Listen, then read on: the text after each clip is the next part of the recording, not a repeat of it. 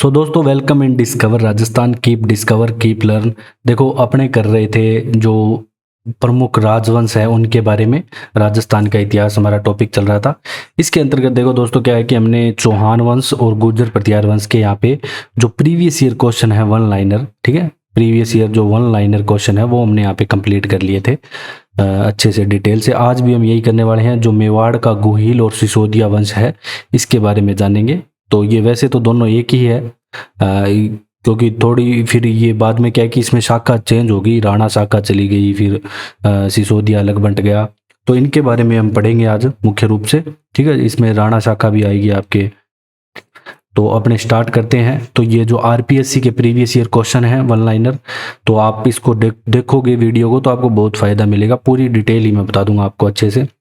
तो शुरू करते हैं पहले प्रश्न से। देखो दोस्तों, प्रथम प्रश्न क्या कहता है कि कौन सा विद्वान गुहिल, ये गुहिल लिखा हुआ है, गुहिल तो को ब्राह्मण की उत्पत्ति के सिद्धांत के विरुद्ध है, कि वो ये मानता है कि ये ब्राह्मण की उत्पत्ति ब्राह्मणों से इनसे नहीं हुई। तो ये कौन है? तो ये मानते हैं GH ओझा, ठीक है। गौरी शंकर ओझा गुहिलों को सूर्यवंशी मानते हैं। तो इसका आंसर है, तो विरुद्ध की बात कर रहे हैं अपने, ठीक है। तो गौरी शंकर हीरानंद जो ओझा है, गौरी शंकर ओझा इन्हें मानते हैं या सूर्यवंशी मानते हैं और ब्राह्मण नहीं मानते। तो ये बात आपको पता होनी चाहिए, ये इंपॉर्टेंट है। जबकि जो भंडारकर गोपीनाथ शर्मा है ये मानते हैं ब्राह्मण वंश से उत्पत्ति इनकी। टोड वही सेम मानता है, टोड विदेशी मानता है इनको। तो इनके सबके अलग अलग है। तो लेकिन एक जैन ग्रंथ है शत्रुंजय महात्म में, जो कि गुजरात के वल्लभी, ये मानता है कि एक राजधानी थी इनके आनंदपुर, वहाँ का शासक था शिलादित्य, और उसकी रानी पुष्पावती से पुत्र हुआ गुहिल, जिसने यहाँ पे गुहिल वंश की स्थापना की, वो ऐसा मानते हैं। तो गुहिल का वैसे समय काल की मैं बात करूं तो 566 ईस्वी के का जो समय गुहिल का आता है, और गुहिल वंश की स्थापना इसने की। अब अपने चलते हैं नेक्स्ट क्वेश्चन पे। देखो, नैणसी की ख्यात में गुहिलों की कितनी शाखाओं का उल्लेख है? तो दोस्तों, जो ये भी इंपॉर्टेंट क्वेश्चन है, आपके एग्जाम में आया हुआ है ये।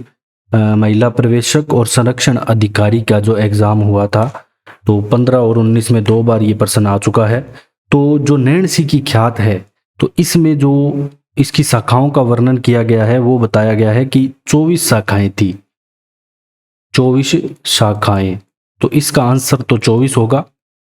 इसके अलावा भी दोस्तों मैं आपको बता दूं कि जो एक और आता है श्यामल दास, इसने गुहिलों की 36 शाखाएं बताई है।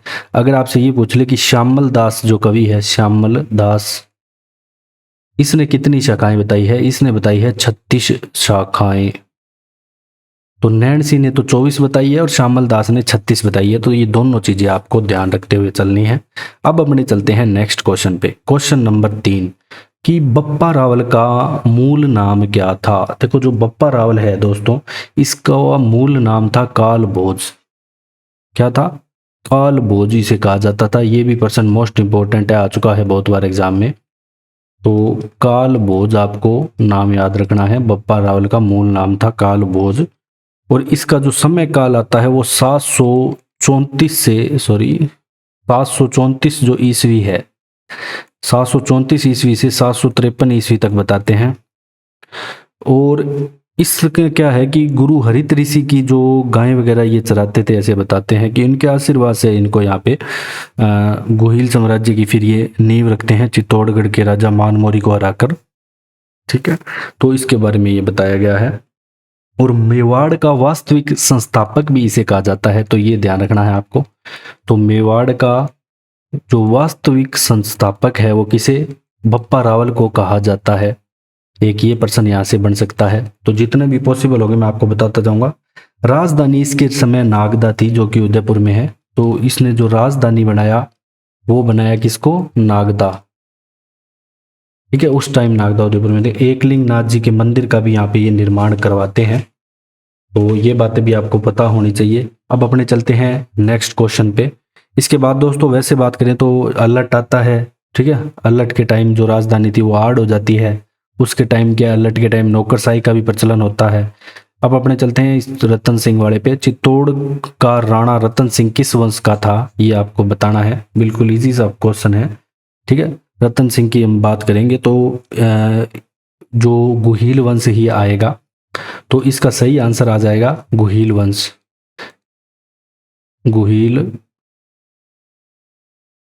गुहिल वंश आएगा रतन सिंह, ठीक है। ये आपको ध्यान रखना है। देखो जो रतन सिंह है दोस्तों, रतन सिंह के बारे में आपको दो चार चीजें और ध्यान रखनी है जो इम्पोर्टेंट है आपके एग्जाम की दृष्टि से, क्योंकि इसके समय ही वो आपने मूवी देखी होगी मेवाड़ का। एक तो इसके समय प्रथम साका होता है 1303 में, जो हमने लास्ट क्लास में भी देखा, ठीक है। और जो आपको पद्मावत मूवी देखी होगी आपने, जिसमें सेम इसी स्टोरी पे है। इस पे जो आक्रमण करता है कौन, अलाउद्दीन खिलजी, तो उसके द्वारा जो आक्रमण किया गया तब यहाँ पे साका हुआ था। तो ये 28 जनवरी 1303 में युद्ध होता है, और रतन सिंह की तरफ से लड़ते हैं वो गोरा बादल है, रानी पद्मनी यहाँ पे जोहर करती है, तो केसरिया प्लस जोहर मेवाड़ का प्रथम साका होता है। तो ये आपको याद रखना है कि चित्तौड़ का तो इधर होता है कौन, रतन सिंह, और इधर कौन होता है, इधर होता है अलाउद्दीन खिलजी, ठीक है, जो रणथंबोर को जीत के आ रहा होता है 1301 में। हमने पढ़ा था लास्ट क्लास में, चौहान वंश पढ़ रहे थे। तो फिर इनके बीच में युद्ध होता है, तो ये यहाँ पे आक्रमण करता है, तो इसमें जीत होती है अलाउद्दीन खिलजी की होती है, ठीक है। रतन सिंह यहाँ पे हार जाते हैं। सेम वही है, धोखाधड़ी के कारण। तो जो रतन सिंह के सेनापति होते हैं गोरा बादल, ये वीरता से लड़ते हैं यहाँ पे, गोरा और बादल। अब ये दोनों और जो यहाँ पे जोहर किया जाता है वो किसके द्वारा किया जाता है, पद्मनी, रानी पद्मनी के द्वारा यहाँ पे जोहर किया जाता है। तो यहाँ पे होता है मेवाड़ का प्रथम साका। अगर आपसे मेवाड़ का प्रथम साका पूछा जाए तो वो 1303 में हुआ था, 1303 ईस्वी में। और राजस्थान का प्रथम साका कब हुआ था, 1301 ईस्वी में। तो मेवाड़ का 1303। तो ये बातें आपको ध्यान रखनी है एग्जाम की दृष्टि से। और जो देखो दोस्तों, इससे पहले के शासक थे वो समर सिंह थे, तेज सिंह थे, इनका क्रम भी पूछा जाता है कई बार। जैसे कि इसके बाद कौन सा आया, जैसे तेज सिंह के बाद समर सिंह आया, फिर रतन सिंह आया, तो इनके क्रम भी कई बार आपसे एग्जाम में पूछे जा सकते हैं, तो वो भी आपको थोड़ा ध्यान में रखना है। तो देखो दोस्तों, जो क्वेश्चन नंबर 5 है ये आपका क्या कहता है, सेम वही है, अलाउद्दीन खिलजी द्वारा चित्तौड़ पर आक्रमण, वही 1303 ईस्वी में यहाँ पे आक्रमण किया गया अलाउद्दीन खिलजी द्वारा मेवाड़ पे। और जो रतन सिंह ये गुहिल शाखा का अंतिम शासक था, ये भी आपको याद रखना है, ठीक है। ये भी चीज यहाँ पे इंपॉर्टेंट है। अब अपने चलते हैं नेक्स्ट क्वेश्चन पे। क्वेश्चन नंबर 6 क्या है कि अमीर खुसरो की एक रचना आती है जिसमें चित्तौड़ पर आक्रमण, अलाउद्दीन खिलजी के आक्रमण का यहाँ पे वर्णन है, तो उस रचना का यहाँ पे नाम पूछा है, तो वो कौन सी रचना है। तो दोस्तों वो है खजाइन उल फतू है। ये बहुत बार एग्जाम में आ चुकी है, तो ये इंपॉर्टेंट है आपको, ये क्वेश्चन मोस्ट इंपॉर्टेंट है। तो खजाइन उल फतूह का नाम आपको याद रखना है, ठीक है। इसमें क्या है कि जो ये युद्ध है, आक्रमण का वर्णन है 1303 के, ठीक है। और मेवाड़ का प्रथम और राजस्थान का दूसरा साका यही हुआ था, ये भी आपको ध्यान रखना है।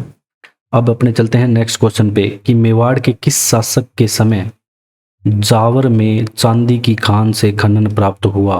ये भी इंपॉर्टेंट क्वेश्चन है जो एग्जाम में आ चुका है कि मतलब किस शासक के समय यहाँ पे जो चांदी की खान है वहां से मतलब खनन प्रारंभ हो गया था। तो ये आता है राणा लाखा। तो राणा लाखा के बारे में भी बहुत इंपॉर्टेंट इतिहास है, ठीक है, तो उसका भी हम जानेंगे। तो इसका पहले आप आंसर लिख लो, राणा लाखा के समय यहाँ पे चांदी की खान से उत्खनन प्रारंभ हो जाता है।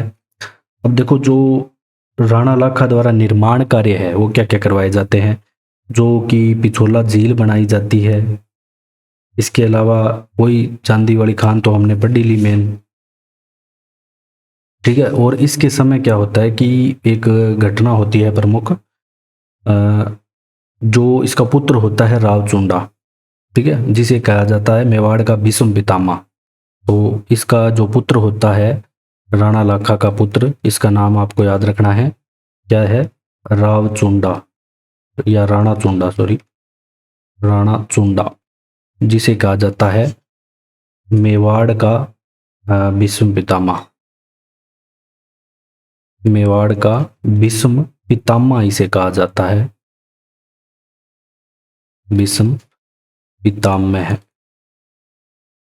अब अपने चलते हैं नेक्स्ट क्वेश्चन पे। अगला क्वेश्चन क्या कहता है, क्वेश्चन नंबर 8 दोस्तों, क्या कहता है आपका कि जो मेवाड़ की बौद्धिक और कलात्मक उन्नति का श्रेय किस शासक को जाता है, मतलब किस शासक के समय उस मेवाड़ की बौद्धिक और कलात्मक यहाँ पे उन्नति होती है। तो देखो सभी को पता है, इसे कला संस्कृति का स्वर्णिम युग भी कहते हैं। तो इसका वैसे सही आंसर तो होगा महाराणा कुंभा, महाराणा कुंभा। अब ये क्वेश्चन क्या अलग अलग टाइप से पूछा जा सकता है, ठीक है, जैसे इसमें लिख दिया बौद्धिक और कलात्मक उन्नति लिख दिया, ठीक है। इसके अलावा यहाँ पे लिख सकते हो आप कला और संस्कृति का स्वर्णिम युग, कला व संस्कृति का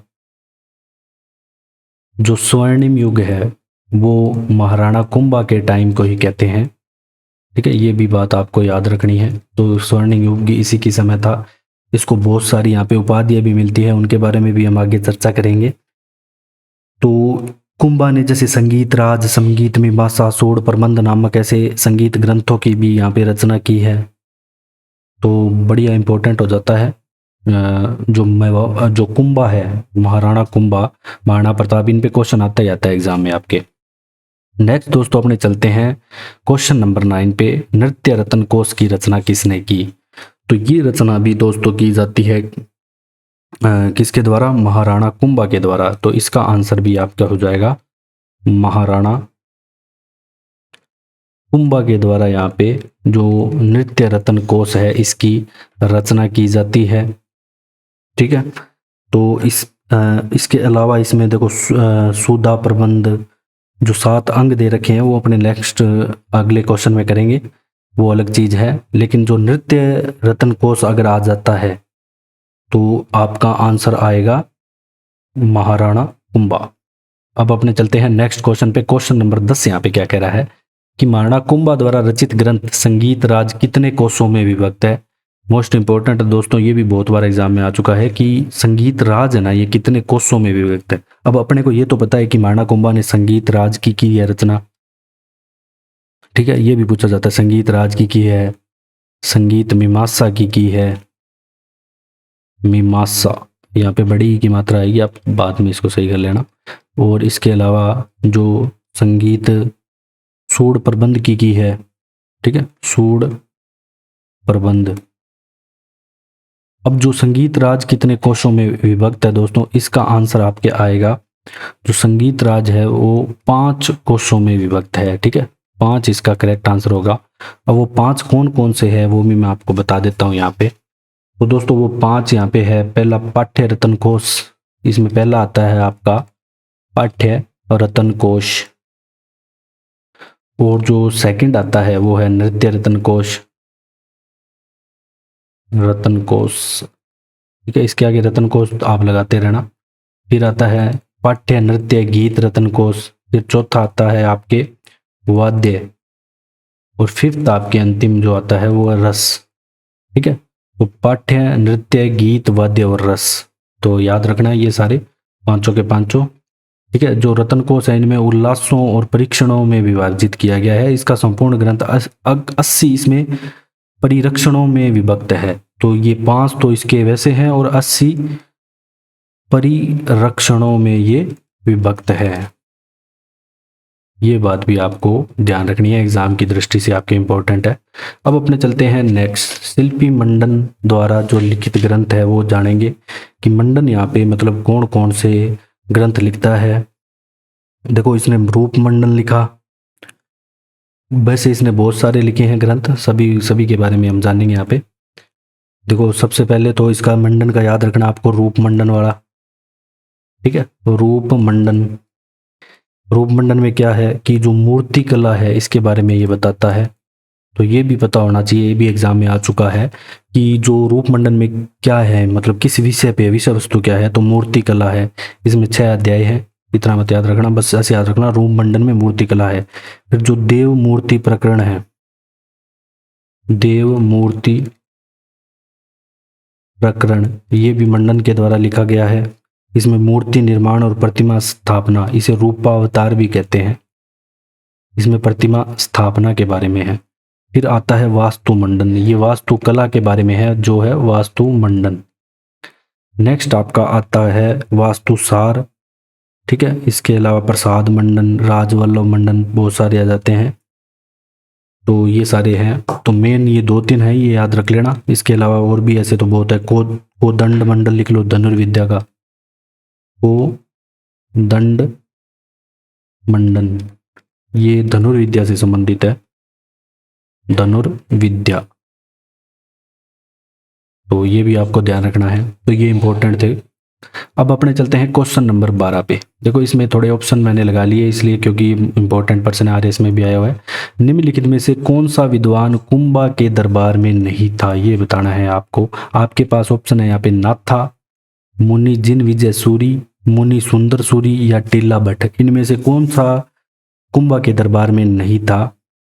तो मुनि जिन विजय सूरी है, ये कुंभा के दरबार में नहीं था, ये आपको ध्यान रखना है, ठीक है। जो कुंभा के दरबार में थे मंडन, मैं यहाँ पे नाम लिख रहा हूं, जो मुख्य थे कुंभा के दरबार में, एक तो मंडन था, इसके अलावा गोविंद, इसके अलावा नाम आता है नाथा का, ठीक है। इसके अलावा जो नाम आता है सारंग व्यास और सुंदर गणी का, सारंग व्यास सुंदर गणी। इसके अलावा दोस्तों यहाँ पे नाम आता है टीला भट्ट, ऊपर देख लिया हमने, ठीक है। और इसके अलावा जयशेखर सूरी और भुवन कीर्ति, सोमदेव, अब वो आदि आते हैं, बस आप इनको याद रख लेना। जो टीला भट्ट है ये इनका दरबार में ही था, कुंभा के महाराणा, ये ध्यान रखना। लगभग सारे यही आंसर करके आते हैं, अपने को ये ध्यान रखना है। जो मुनि जिन विजय सूरी है ये महाराणा कुंभा के दरबार में नहीं थे। अब अपने चलते हैं नेक्स्ट। देखो कौन से शासक को अभिनव भट्टाचार्य के नाम से प्रसिद्ध थे? तो सभी को पता है, महाराणा कुंभा के बारे में पढ़ रहे हैं तो आंसर वही आएगा।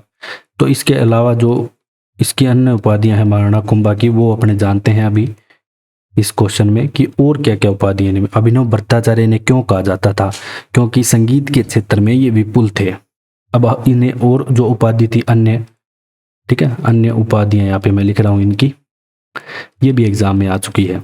देखो हाल गुरु कहा जाता था इन्हें, ठीक है। हाल गुरु क्यों कहा जाता था? क्योंकि गिरी दुर्गों को स्वामी होने के कारण, ठीक है, मैं ये डिटेल से नहीं लिख रहा हूं।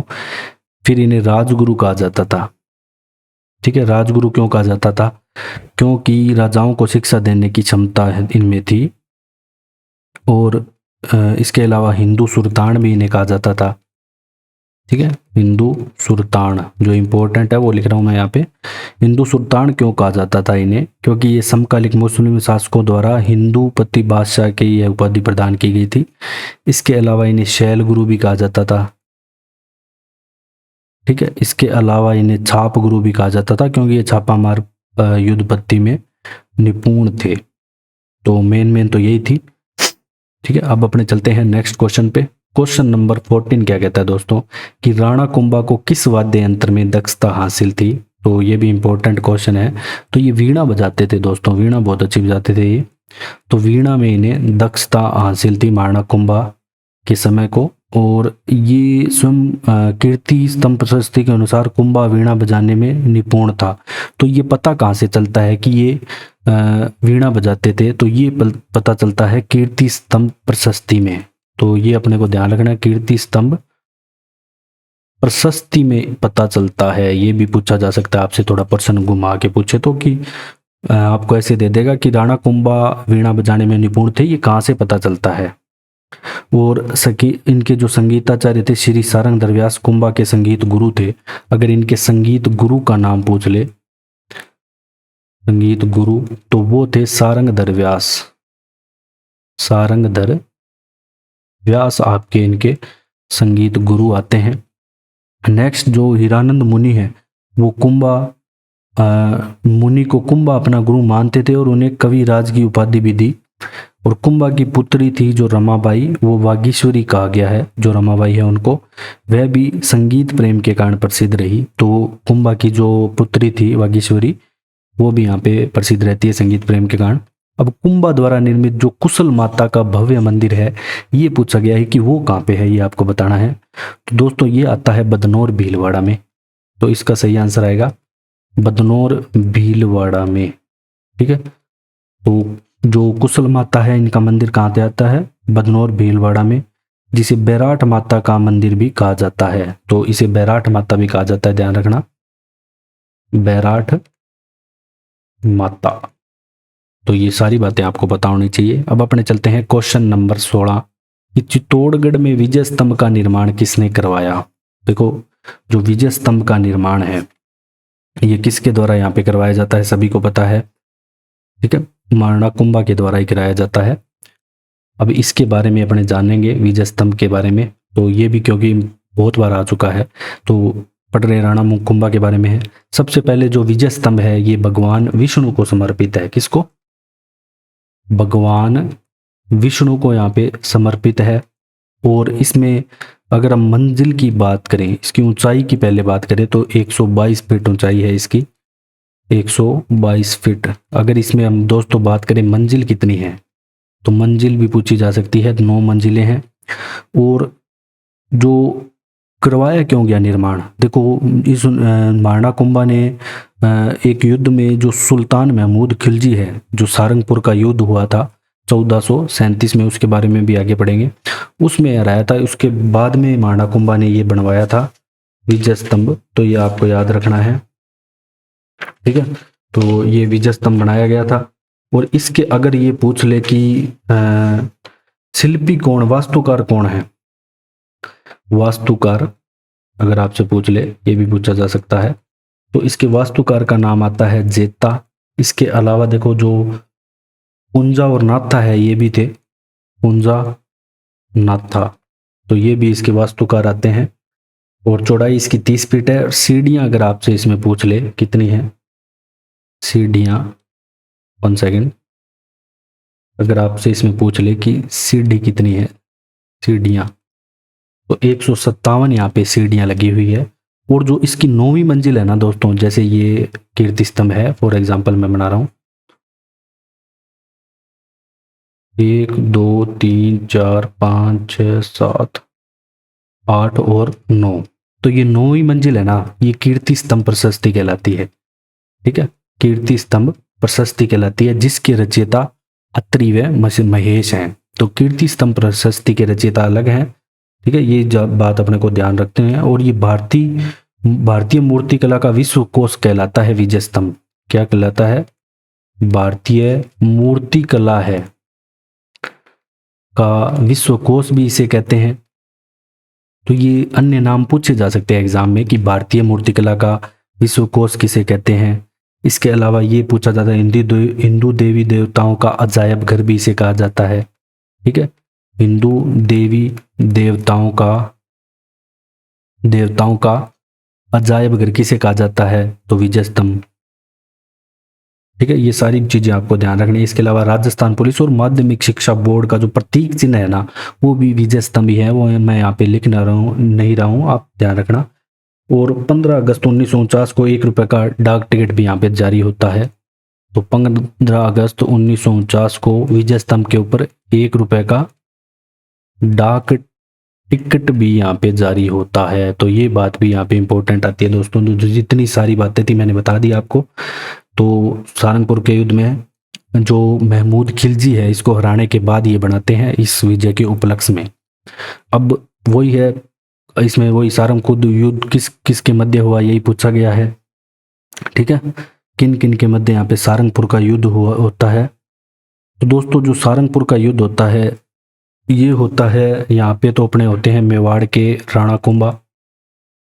ठीक है, और इधर मालवा गुजरात के, ठीक है, मेवाड़ और मालवा के मध्य होता है, ये मालवा क्षेत्र कहलाता था। तो मालवा लिख रहा हूं मैं यहाँ पे, महमूद खिलजी, महमूद खिलजी, इनके मध्य होता है। ये यहाँ पे आक्रमण कर रहे हैं 1437 ईस्वी में। ये डेट याद रखनी है, एग्जाम में पूछी गई है कि ये युद्ध किस समय हुआ सारंगपुर का। तो जो मालवा में मांडू नामक जगह है तो वहाँ का था ये सुल्तान। तो इसमें विन जीत होती है वो महाराणा कुंभा की होती है और महमूद खिलजी को यहाँ पे हार का सामना करना पड़ता है। अब अपने चलते हैं नेक्स्ट क्वेश्चन पे कि कुंभा का गुजरात के साथ संघर्ष का प्रारंभिक कारण क्या था। कि जो मतलब इसका गुजरात के साथ जो संघर्ष चल रहा था तो उसका कारण पूछा गया है कि मतलब मेन यहाँ पे रीजन क्या था कि किस कारण यहाँ पे विवाद चल रहा था। तो दोस्तों ये था नागौर विवाद। तो ये आपको ध्यान रखना है, इंपॉर्टेंट क्वेश्चन है, आपके एग्जाम में आया हुआ है ये नागौर विवाद। तो नागौर विवाद क्या था दोस्तों, थोड़ा आपको मैं बता देता हूँ। देखो इसमें क्या था कि जो कुंभा का गुजरात के साथ संघर्ष था 1456 में नागौर का स्वामी था फिरोज खां के मरने पर उसके पुत्र थे, एक तो था शम्स खां और को बनाया गया, परंतु उसे हटाकर उसका छोटा भाई मर जाता है मुजाहिद खां। ठीक है, कौन सा था पहले शम्स खां, फिर उसको हटाकर मुजाहिद खां बन जाता है उसका छोटा भाई। फिर शम्स खां जाता है कुंभा की शरण में। अब कुंभा क्या करता है, मदद करता है और उसे नागौर का स्वामी बना देता है, किसको, शम्स खां को वापिस। लेकिन वो शर्तें नहीं मानता है शम्स खां, प्रतिकूल हो जाता है उसके भी और किले की मरम्मत करवाने लगता है नागौर की। और महाराणा के नागौर पर चढ़ाई कर दी और शम्स खां को गुजरात के सुल्तान की सहायता से महाराणा कुंभा की सेना का मुकाबला करने लगा, परंतु उसकी सेना फिर भी हार गई। तो वो वहाँ पे गुजरात के जो मालवा के शासक है महमूद खिलजी से उसकी हेल्प मांगता है। तो मेन कारण यही रहता है यहाँ पे नागौर विवाद, इसके कारण इनकी लड़ाइयाँ होती है। अब अपने चलते हैं दोस्तों क्वेश्चन नंबर 19 पे कि राजस्थान के कौन से शासक को विद्वानों ने हिंदू पत कहा। अब आपको बताना है कि हिंदू पत किसे कहा। अब अपने आ जाते हैं दोस्तों राणा सांगा पे। ठीक है, अब हम बात करेंगे राणा सांगा की। तो जो महाराणा सांगा या राणा सांगा है इन्हें कहा जाता है हिंदू पत। ठीक है, तो इनका अगर मैं दोस्तों शासन काल की बात करूं महाराणा सांगा की, महाराणा सांगा, तो इनका शासन काल आता है 1509 से 1538 ईस्वी तक। और जो भारतीय इतिहास में इन्हें कहा गया, और जो टोड है इसने इसे क्या कहा, जो जेम्स टोड है इसने सिपाही का अंश कहा, सिपाही का अंश। जो महाराणा सांगा थे दोस्तों ये भी बहुत पराक्रमी शासक हैं और महाराणा संग्राम सिंह मेवाड़ के जो पूरे यशस्वी और महाराणा कुंभा के पुत्र थे ये, और महाराणा रायमल के पुत्र थे। तो इनके पिता का नाम रायमल था और इनका राज्याभिषेक 1509 में होता है। तो इनको क्या कि बचाता कौन है, ये अजमेर के करमचंद पवार ने इसे सांगा को उनके बड़ा भाई है उनसे बचाकर अज्ञातवास में रखा। बाद में इन्हें का क्या किया गया, राज्याभिषेक किया गया। ठीक है, तो ये इनको बड़े भाई से बचा के रखा किसने, करमचंद पवार, यहाँ पे ध्यान रखना। फिर अपने चलते हैं क्वेश्चन नंबर 20 क्या कहता है दोस्तों, जो महाराणा सांगा है इब्राहिम लोदी को किस युद्ध में पराजित करते हैं ये बताना है आपको, ये भी इंपॉर्टेंट है। देखो खातौली का युद्ध आता है, खातौली का युद्ध इसमें पराजित करते हैं। तो खातौली का जो युद्ध है इसके बारे में भी आपको पता होना चाहिए कि ये कब हुआ, इसकी डेट भी आपको पता होनी चाहिए। देखो दोस्तों खातौली पड़ती है कोटा में जगह, तो ये युद्ध होता है 1517 ईस्वी में, ध्यान रखना 1517 में होता है। और राणा सांगा और इब्राहिम लोदी के मध्य लड़ा गया। तो राणा सांगा यहाँ पे विजय रही और लेकिन जो राणा सांगा है यहाँ पे बहुत ज़्यादा जख्मी हो गए थे। ठीक है, इस युद्ध में जो ये खातौली का युद्ध है इसमें थोड़े जख्मी हो गए थे। नेक्स्ट अपने चलते हैं कि क्वेश्चन नंबर 21 क्या कहता है दोस्तों, कि 21 में ये पूछा गया कि किस युद्ध में मेवाड़ के महाराणा सांगा ने बाबर की सेना को हराया। तो ये भी युद्ध इंपॉर्टेंट है, इसे कहते हैं बयाना का युद्ध। ठीक है, बयाना का युद्ध कहते हैं दोस्तों। ये होता है कब, 1527 ईस्वी में होता है बयाना का युद्ध। अब ये जो युद्ध है यहाँ पे सेनापति था बाबर का मेहदी हसन, यहाँ पे थे राणा सांगा और यहाँ पे होते हैं बाबर बाबर का सेनापति आता है यहाँ पे, सेनापति कौन है? मेहदी हसन, मेहदी हसन। ठीक है, इस युद्ध में जो जीत होती है वो राणा सांगा की यहाँ पे होती है, और जो बाबर है वो यहाँ पे हार जाता है। फिर इसके बाद जो खानवा का युद्ध होता है वो फिर 17 मार्च को होता है, ये 16 फरवरी को होता है यहाँ पे, 16 फरवरी 1527 को बयाना का। फिर जो मार्च में खानवा का युद्ध होता है उसमें बाबर यहाँ पे जीत जाता है, क्योंकि वो तुल्लुकनुमा यहाँ पे पद्धति का इस्तेमाल करता है, और भी मतलब ऐसी चीजें करता है अलग से स्पेशल। देखो नेक्स्ट है क्वेश्चन नंबर 22, क्या है कि राणा सांगा के उस योगी का नाम बताओ जिसने खानवा के युद्ध में नाजुक पड़ाव पर अपना समर्थन यहाँ पे वापस ले लिया। तो खानवा के युद्ध में जो ऐसा पड़ाव आया कि उसमें अपना समर्थन वापस ले लिया, उसका नाम बताना है यहाँ पे कि वो सैनिक यहाँ पे कौन सा आता है। तो इसका दोस्तों सही आंसर आपका हो जाएगा, तो इसका हो जाएगा सलहदी तंवर, जो कि था रायसीना का। ठीक है, रायसीना का सलहदी तंवर। अब देखो दोस्तों, इस युद्ध में है ना आपको दो चार बातें याद रखनी है। कौन कौन सी? कि जो खानवा के युद्ध में राणा सांगा में कौन कौन थे उनका पूछा जा सकता है। जैसे जो मुस्लिम शासक थे वो अफगान सुल्तान महमूद लोदी, मेव शासक था हसन खां मेवाती।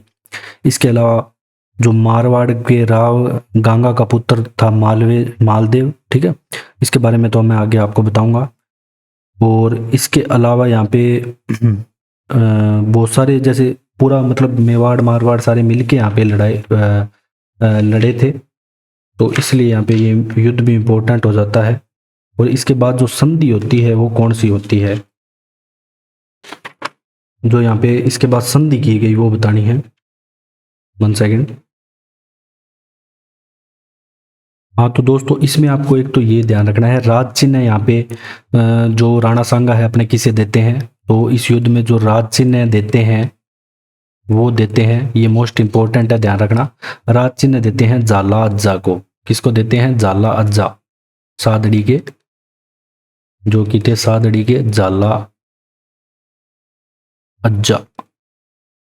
ठीक है, इस युद्ध में वैसे भी सब मिलके लड़े थे। और अजमेर से करमचंद पवार, बिचौलिया से अशोक परमार, बहुत सारे हैं ऐसे तो। ठीक है, इतना मत याद रखना आप, बस ये याद रख लेना जो राज चिन्ह किसे देते हैं और समर्थन वापस लिया वो रायसीना का सलहदी तंवर था, ये भी आपको ध्यान रखनी है। अब अपने चलते हैं क्वेश्चन नंबर 23 पे।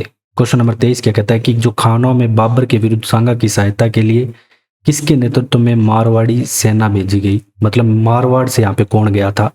देखो नेतृत्व की बात करो और एक वैसे बात करो, अगर आपसे ये पूछा जाए कि राणा सांगा को मारवाड़ से सहायता किसने भेजी, ठीक है, इसका तो आपका सही आंसर होगा नेतृत्व तो यहाँ पे करता है मालदेव, जो कि राव गांगा का पुत्र होता है।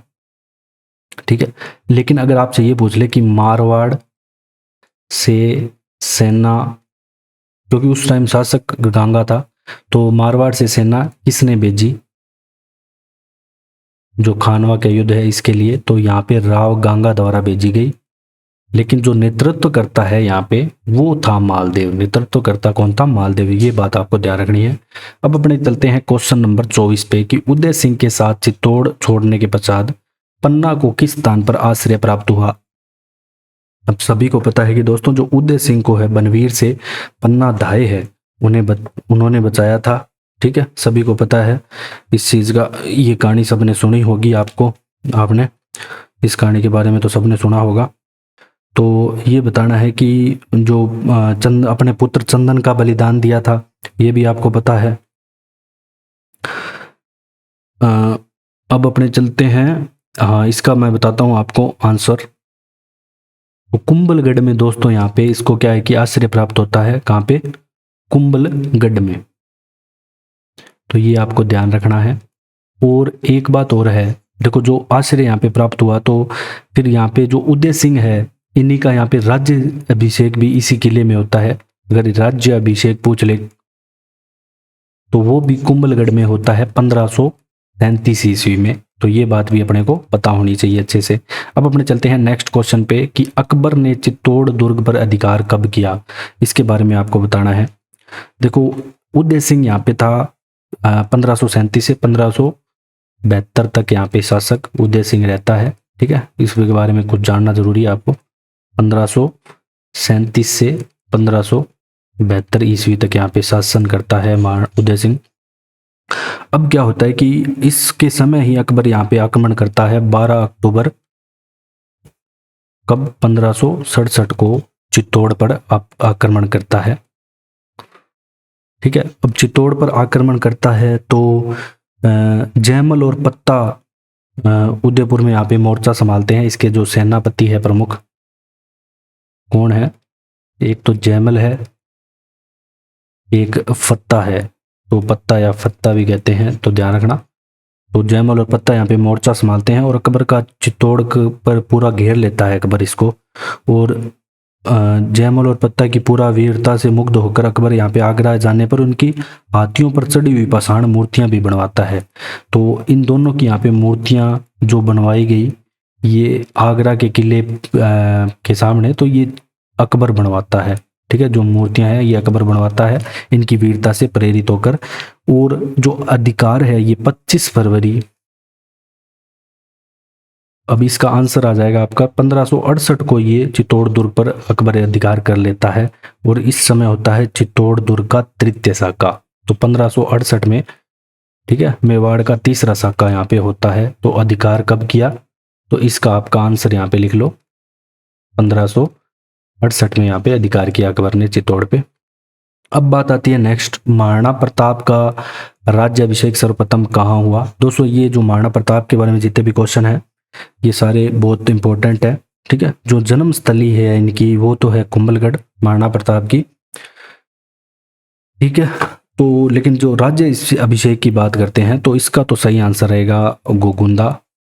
ठीक है, गोगुंदा में इनका राज्य अभिषेक होता है। अब थोड़ी और जानकारी जान लेते हैं महाराणा प्रताप के बारे में, इनकी वीरता के बारे में। देखो इनका जन्म स्थली पूछ ले आपसे, जन्म स्थली, तो आपका आंसर आएगा कुंभलगढ़। ठीक है, कुंभलगढ़ के अंतर्गत एक कटारगढ़ भी है जिसे मेवाड़ की आंख कहा जाता है। तो उदय सिंह की रानी जो जयवंती बाई है, जो कि है अखेराज सोनगढ़ की पुत्री, इनकी माता है। तो महाराणा प्रताप की माता का नाम अगर आपसे पूछ ले तो जयवंती बाई। ठीक है, जयवंती बाई से, और इनका जन्म जो माना जाता है वो 9 मई 1540 को। ठीक है, 9 मई 1540 को माना जाता है। और जो कुंभलगढ़ का एक महल आता है बादल महल, वहां इनका यहाँ पे दोस्तों जन्म होता है। ठीक है, महाराणा प्रताप का। अब महाराणा प्रताप का जन्म और राज्याभिषेक मैंने आपको बता दिया। हल्दी घाटी के युद्ध के पश्चात मान सिंह यही अपनी सेना पर पड़ाव भी डाला था, कहाँ पे, गोगुंदा में। ठीक है, गोगुंदा में ही मान सिंह यहाँ पे पड़ाव भी डालता है हल्दी घाटी के बाद। वो उसके जो हल्दी घाटी का युद्ध पड़ेंगे तो मैं आपको बताऊंगा ये सारी चीजें। तो महादेव बावड़ी पर यहाँ पे इनका राज्याभिषेक होता है। अब अपने चलते हैं क्वेश्चन नंबर 27 पे कि अकबर द्वारा महाराणा प्रताप से बातचीत हेतु भेजे गए दूतों का सही क्रम। तो इसका आपका सही आंसर है, ये बहुत बार एग्जाम में दोस्तों आ चुका है, तो आप ऐसे याद रख लेना, जमा भट्टो। ठीक है, तो ये जय से आपका हो जाएगा जलाल खां, जय से क्या हो जाएगा, जलाल खां। मां से क्या हो जाएगा, जो मान सिंह है, जो कि आमेर का शासक है, ध्यान रखना। भय से क्या हो जाएगा, भगवंत दास, ये भी आमेर का कछवाहा वंश का शासक है। तो से क्या हो जाएगा, तोडरमल। ठीक है, तो ये ध्यान रखना है, जम्मा भट्टो ऐसे क्रम में है, फर्स्ट से ये, सेकंड ये, थर्ड ये, फोर्थ ये। ठीक है, समझाने आए कि तुम अकबर की अधीनता स्वीकार कर लो, लेकिन महाराणा प्रताप ने ऐसा कुछ नहीं किया। ठीक है, जो अधीनता वगैरह कोई ऐसी स्वीकार नहीं की। अब अपने चलते हैं नेक्स्ट क्वेश्चन पे। क्वेश्चन नंबर 28 क्या कहता है दोस्तों कि कौन सा साक्ष्य हल्दी घाटी युद्ध में महाराणा प्रताप के विजयी मानता है। देखो एक ही ऐसा युद्ध था दोस्तों कि जिसमें जो कोई कहते हैं निर्णायक नहीं रहा, कोई कहते कि मतलब इस युद्ध में कोई महाराणा प्रताप का पक्ष लेता है, कोई जो उसका पक्ष लेता है अकबर का। लेकिन जो यहाँ पे प्रश्न है ये पूछा गया है कि कौन से यहाँ पे साक्ष्य है जो मानते हैं कि महाराणा प्रताप को विजयी मानते हैं, अपने को ये पढ़ना है। तो ये जो है वो है राज प्रशस्ति है, एक तो बताती है, ठीक है, राज प्रशस्ति इसमें बताया गया है। दूसरा यहाँ पे एक राज प्रकाश, थर्ड है जगदीश मंदिर प्रशस्ति, जगदीश मंदिर प्रशस्ति, इसमें बताया गया है कि महाराणा प्रताप यहाँ पे विजयी रहे। और मेन तो ये तीन ही है, ठीक है, इन तीन में यहाँ पे आपको मिल जाएगा।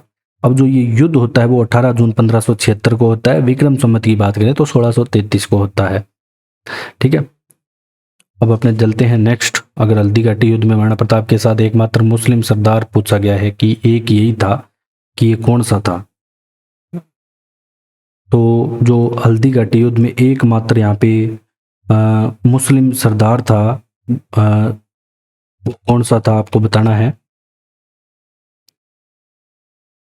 तो हकीम खां सूरी दोस्तों यहाँ पे ये था, ठीक है, जो हरावल बाग का भी नेतृत्व संभाल रहा था, ठीक है। कौन था? हकीम खां सूरी, जो कि जो महाराणा प्रताप की सेना है उसका अरावल भाग का नेतृत्व संभाल रहा था।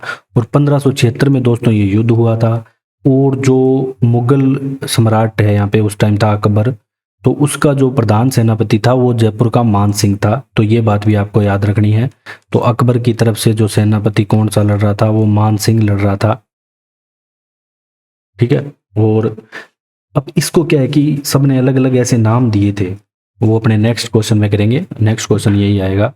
अब नेक्स्ट है आपके क्वेश्चन नंबर 30 की हल्दी घाटी के युद्ध में महाराणा प्रताप की भील सेना का कमांडर कौन था। ये आपको बताना है कि भील सेना का यहाँ पे कमांडर कौन था।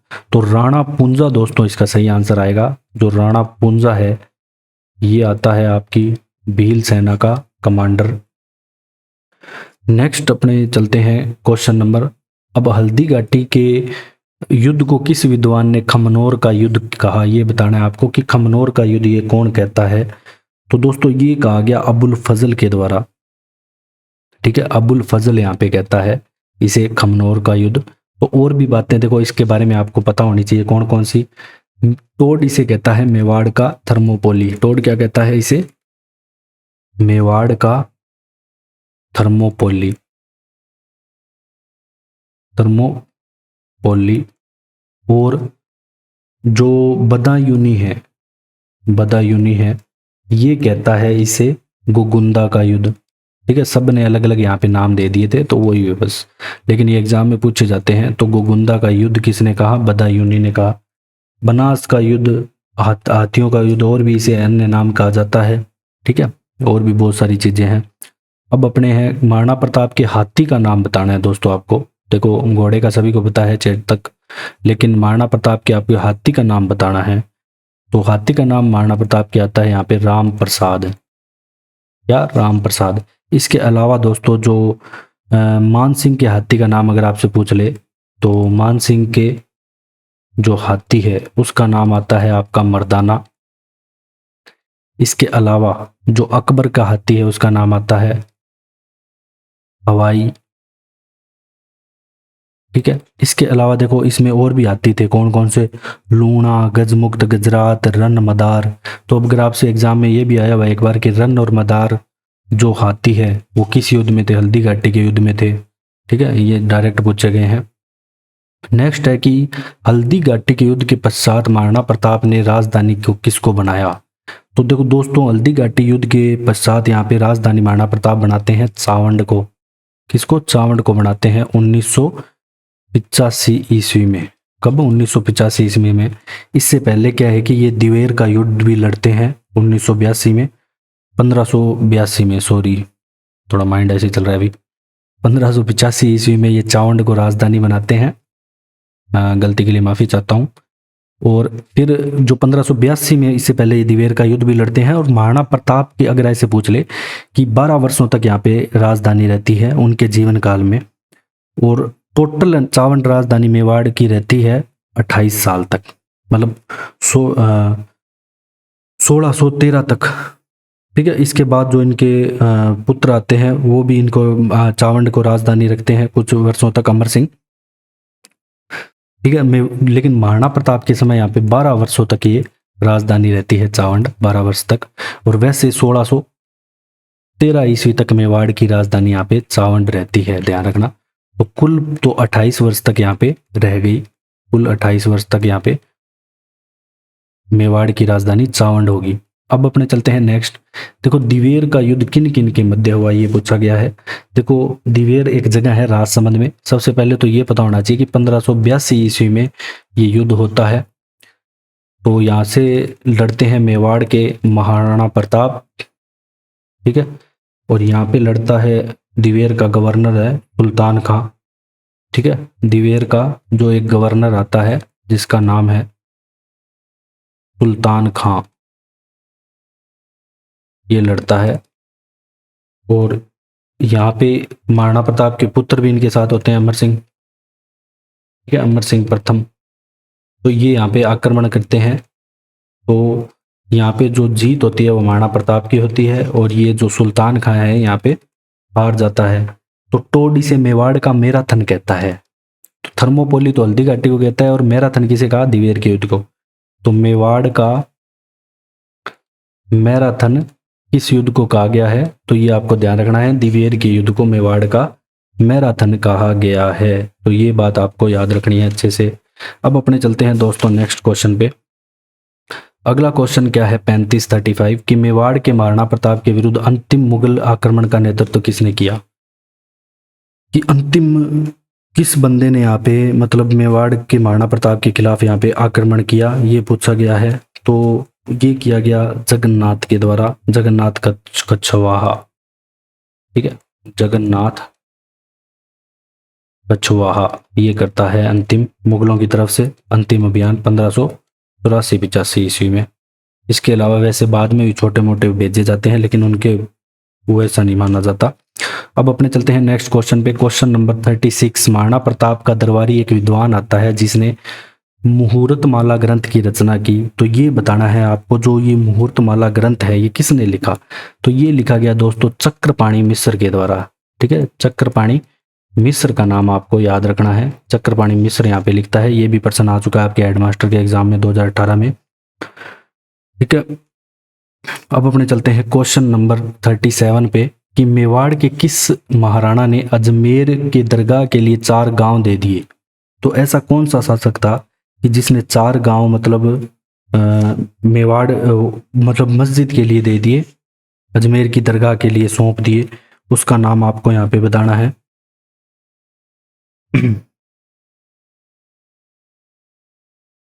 तो जगत सिंह द्वितीय यहाँ पे नाम आता है, जो शासक आते हैं मेवाड़ के, इसका जगत सिंह है द्वितीय जो शासक है, इनके द्वारा यहाँ पे दिए गए। नेक्स्ट क्वेश्चन है आपका कि किस राजपूत शासक ने विजय कटकातु की उपाधि धारण की। मोस्ट इंपॉर्टेंट है दोस्तों, ध्यान रखना है आपको। जो विजय कटकातु की उपाधि धारण की गई वो महाराणा राज सिंह के, तो ये भी बहुत प्रतापी शासक थे। तो इनके समय भी जैसे औरंगजेब का इन्होंने बहुत विद्रोह किया। राज सिंह के समय, महाराणा राज सिंह के समय महाराणा राज सिंह ने विजय कटकातु की उपाधि यहाँ पे धारण की, आपको याद रखना है। और जो इनका शासनकाल आता है दोस्तों वो 1652 से 1680 ईस्वी तक आता है। 1652 से 1680 ईस्वी तक इनका शासनकाल अगर आपसे पूछा जाए तो, ठीक है, ये भी बात आपको ध्यान रखनी है। और श्रीनाथ जी की मूर्ति भी ये स्थापित करते हैं सिहाड़ नाथ द्वारा में। तो इन्होंने और क्या किया, श्रीनाथ जी की मूर्ति स्थापित करवाई, ठीक है, कहाँ पे, सिहाड़ नाथ द्वारा में। अभी वहां पे एक शिव जी की बड़ी मूर्ति भी बनी है, ठीक है, तांबे की स्थापना, ठीक है, वो भी राज सिंह के द्वारा यहाँ पे करवाई गई। नेक्स्ट क्वेश्चन है कि मेवाड़ की एक राजकुमारी आती है 1810 में, अमीर खान पिंडारी की सलाह पर जहर देके मार दिया गया। तो वो कौन सी थी, वो थी दोस्तों कृष्ण कुमारी विवाद, आपने, ठीक है, कृष्ण कुमारी थी वो। कृष्ण कुमारी विवाद भी आपने पढ़ा होगा। जब उसमें क्या होता है कि पहले मारवाड़ के शासक थे, इनका कोई रिश्ता तय होता है कृष्ण कुमारी का, और उनकी यहाँ पे मृत्यु हो जाती है। उसके बाद इसका रिश्ता कर दिया जाता है आमेर के शासक के साथ। फिर जो मारवाड़ के शासक है वो और आमेर के शासक है, उनमें विवाद उत्पन्न हो जाता है। ठीक है, जो सवाई जोधपुर के मान सिंह के साथ हुई थी, फिर जयपुर के शासक जगत सिंह अपना अधिकार मानते हैं, तो इन दोनों के लेकर लड़ाई चलती रहती है। अंत में क्या करते हैं, इन्हें जहर दे के मार दिया जाता है कृष्ण कुमारी को। सीधा सा बात ये है। अब अपने चलते हैं नेक्स्ट क्वेश्चन पे, क्वेश्चन नंबर 40 कि युद्ध भूमि में जाते समय अपने पति द्वारा निशानी मांगने पर जिसने अपना शीश काट कर भेंट कर दिया। ठीक है, तो आजकल तो निशानी में क्या क्या देते हैं आप सभी को पता है, लेकिन उस टाइम जो निशानी में शीश काट कर दे दिया, तो ताकि वो अच्छे से लड़े युद्ध भूमि में, बार बार मतलब मेरे बारे में ना सोचे इसलिए। तो रानी हाड़ा थी वो। ठीक है, जिसे सहल कंवर भी कहते हैं, सलह कंवर कंवर भी कहते हैं जिसे। ठीक है, इसके लिए एक लाइन भी मशहूर है कि चूड़ावत मांगी सैनानी सिर काट दे दियो छतरानी। ठीक है, क्योंकि जब क्या है कि जो बूंदी के जागीरदार है संग्राम सिंह की पुत्री थी ये वीर हाड़ी रानी, और सलूम्बर का था चूड़ावत सरदार राव रतन सिंह। अब रतन सिंह मेवाड़ के महाराणा राज सिंह की तरफ से औरंगजेब की सेना को परास्त करने हेतु रणक्षेत्र में जा रहे थे, तो तब ये निशानी मांगते हैं, तो तब देती है ये निशानी अपना सिर काट कर ही। अब अपने चलते हैं नेक्स्ट क्वेश्चन पे, मेवाड़ के शासकों को मेवाड़ के शासक है ना सम को किसका दीवान मानते हैं? तो दोस्तों ये मानते हैं अपने आप को एक लिंगनाथ जी के दीवान। किसके? एक लिंगनाथ जी के दीवान यहाँ पे ये अपने आप को मानते हैं। और देखो इनके जो कुल देवता हैं वो एक लिंगनाथ जी आते हैं। अगर कुल देवी पूछे मेवाड़ के महाराणाओं की, तो बाण माता आती है। क्या आती है? बाण माता। इसके अलावा देखो जो राजवाक्य आता है वो आता है, जो दृढ़ राखे धर्म को तिहि राखे करतारा, और राजध्वज आता है उगता सूरज और धनुष बाण। ठीक है, तो ये भी इंपॉर्टेंट है। तो ये आपका जो मेवाड़ का वंश है पूरा कंप्लीट होता है यहाँ पे। और अगर आपको हमारा कंटेंट पसंद आया है तो आप डिस्कवर राजस्थान को शेयर एंड सब्सक्राइब जरूर करें। So thanks for joining discover Rajasthan.